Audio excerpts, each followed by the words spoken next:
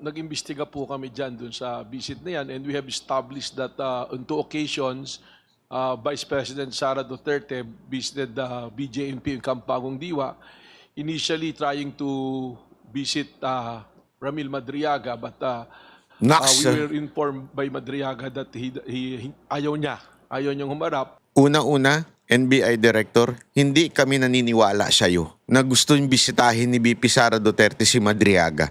Hindi ho stupido si BP Sara Duterte. Hawak ng gobyerno si Madriaga.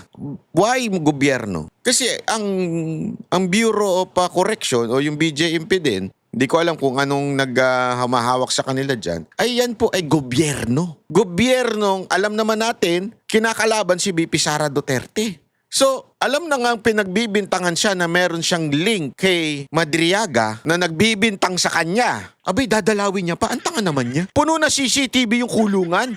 Pupunta lang siya doon. Kasi pinagbibintangan ako ni Madriaga, so dadalawin ko siya, baka mahilot ko siya. Sinong taong maniniwala sa ganong klaseng kwento, Direktor? Hindi. Sinong logical na tao? Logical na lang. Yung tanga maniniwala. Sigurado ko maraming tanga dyan na maniniwala, lalo na yung mga bayaran troll. Pero yung mga taong may logic sa utak nila, nasa tamang kaisipan, maniniwala na si Madriaga na binagbibintangan si BP Sara Duterte na kung ano-ano, tapos nandoon, hawak ng gobyerno na puno ng CCTV, bigla na lang pupunta si BP Sara doon at sasabihin niya, pwede ko po bang dalawin si Madriaga?